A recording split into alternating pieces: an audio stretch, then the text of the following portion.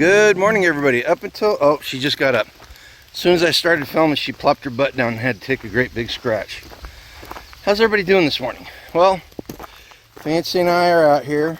Notice she's got a pretty pink leash on today. I grabbed the wrong one going out the door.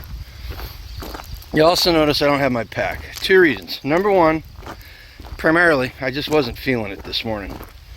Woke up kind of, oh, Fancy, what are you doing? Come on.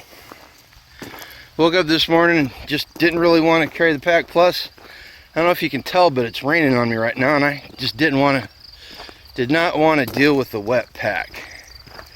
Well, in case you didn't see it, July 1st, 2024, God put a rainbow out there. It's almost as though he's reaffirming his promise after the month of June. Did you know that in 1992, June was designated by Bush the Elder as Men's Mental Health Month?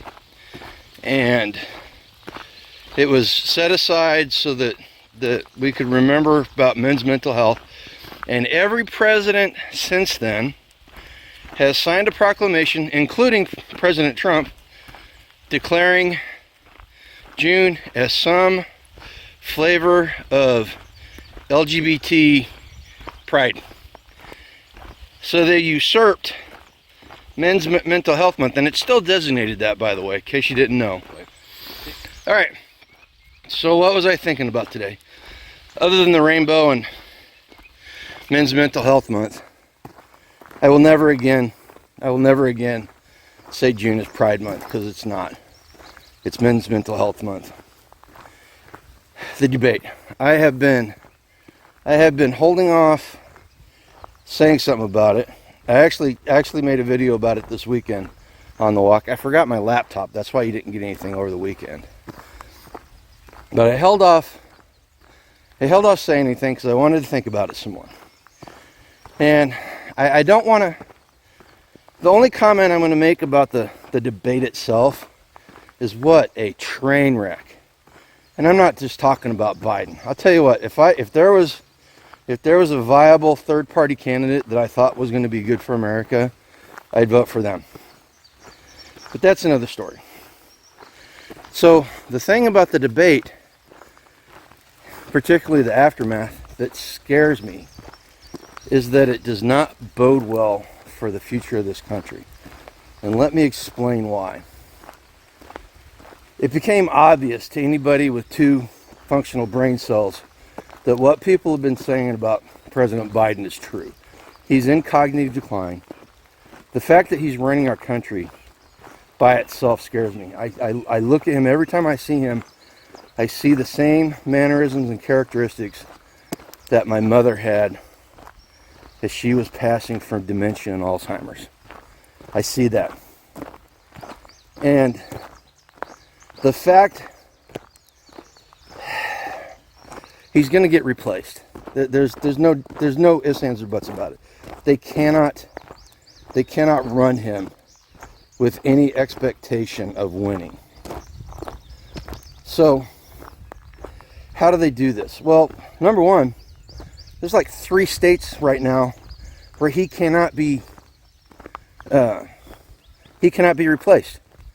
The time has already run out on the clock, and they cannot replace him. So there's 3 states where they cannot do it legally. Now, in 2020, the powers that be, both Dems and Rhinos, destroyed a lot of people's faith in the electoral process. And in the intervening 3.5 years, there's been a great debate, and they've literally jailed people that disagree with the election results.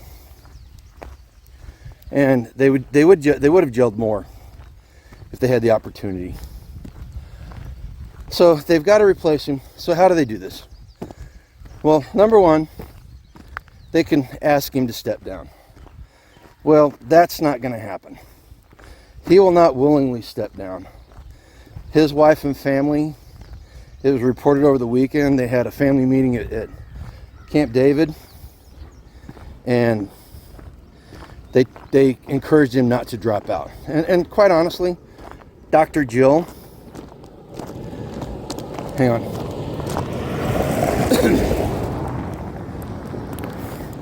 Quite honestly, Dr. Jill loves the power. She will not let go of the reins of power. And it was obvious. It was obvious after the debate who is running the show there domestically, because their little after action rally that they had at Waffle House in Atlanta, wherever it was, she did all the talking. The big guy just stood off to the side looking dumbfounded. You go out and see the video. All right, so then what's the next step? How's the next way? Well, the 25th Amendment. They can, if they can't talk him into stepping down, the 25th Amendment. Now, if they go the 25th Amendment route, they're not only, you know, the media admitted after the debate what we've all been saying about him. And if they go the 25th Amendment route, that's just going to be putting an exclamation point on the end of that sentence. And that is going to shake a ton of people's confidence in the system, the process. And there's the thing. This whole thing, the United States, our civil society, it all is predicated on people believing that the system works and the process works. And in 2020, they did a great big blow to that confidence in the process. And over the last 3.5 years, they've pummeled it. And doing the 25th Amendment on President Biden will just put a fork in it, because that cake will be done. All right. So then, what's the other way? What's the last way? And this one may get me in trouble here. Maybe it may get me in trouble with YouTube, but it's got to be said. Him not making it to the election, him passing away before the election. He's old. He's fragile. They are pumping his body full of drugs to make it so he can perform. It was obvious watching the debate that he was on something. His pupils were dilated so big that at points his eyes looked like doll eyes, just great big black dots. And you know, even a healthy person abusing your body like that will cause harm to an 80-year-old man who's obviously got some health issues. It could be a death sentence. And then, you know, I'm going to say this too. And if those three don't work, there's always a fentanyl cookie as a bedtime snack.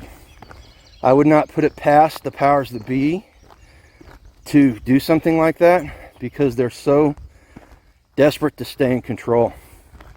This is one of those cases, we've seen it time and time again, where they would rather burn the house down than let somebody else run it. Unfortunately, that's the world we live in right now. And quite frankly, at the end of the day, I'm not quite sure. They've bandied about a couple of four names. The two that come up the most are Gavin Newsom, who is a train wreck in himself. He's been a disaster for the state of California. And no matter what they say, no matter how they try to put lipstick on that pig, he's still a pig. And the other one is Big Mike. You know? And I'm sure that Barack Obama would love being the first lady in the White House. There's a couple other people. There's Gretchen Whitmer out of Minnesota, who put elderly people in nursing home, or put COVID people in nursing homes so that elderly people would die, and was a complete tyrant interstate, and a couple other people.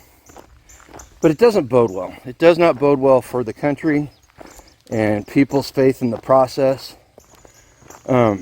They've done shenanigans before. They did it in New Jersey back in the early 2000s when somebody went to jail or died. I can't remember which, but they pulled some shenanigans legally to get their person on the ballot.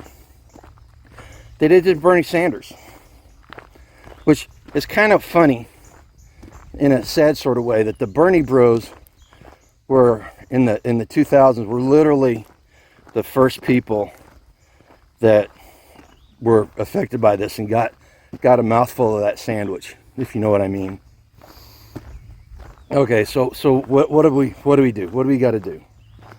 Well, first off, realize we're not going to vote our way out of this. Things are so screwed up, there is no political solution to what's going on in this country.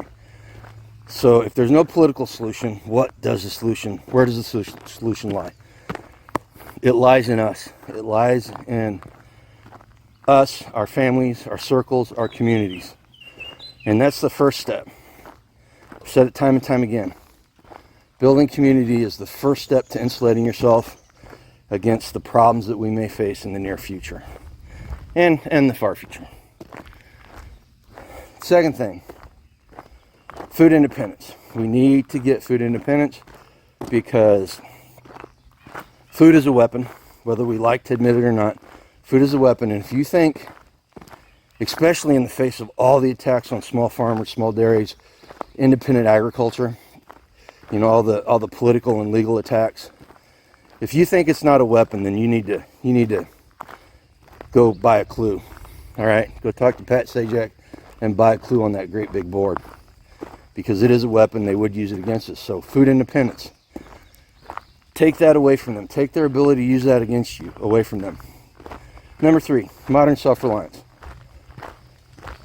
Modern self-reliance allows us to step away from a system that can be used to control us and keep us from being free.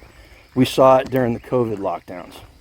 People that could do stuff for themselves and did not have to rely on going to the store or, you know, a mechanic or something like that fared much better than the people that had no ability to do that.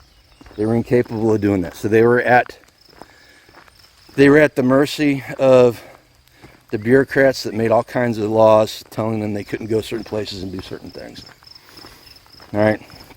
And then by doing all this, what we end up doing is it's the first steps at starving the beast. And the beast is the big bureaucracy that is trying to infringe on our daily rights, okay? Let's just put it that way, plain and simple. All right, well, that's about it. I hope it wasn't too depressing. You know, I try to end it on those 3 pillars of homesteading so that no matter what, we understand that things can be better than they are. And we do these things and it will make us better, make our lives better, and make it more tolerable. Okay? Listen, if you guys are looking at a way to become independent, food independent, foodforestnursery.com.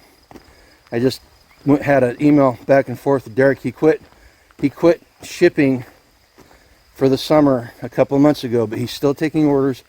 And as soon as it's time to start shipping in the fall, everything will go out. And that's what a lot of nurseries do. They don't sell during the summertime because it's really kind of hard to transplant plants in the heat of summer and all that stuff. So you want to do it early in the season or late in the season. All right. So go to foodforestnursery.com. Check out the link below.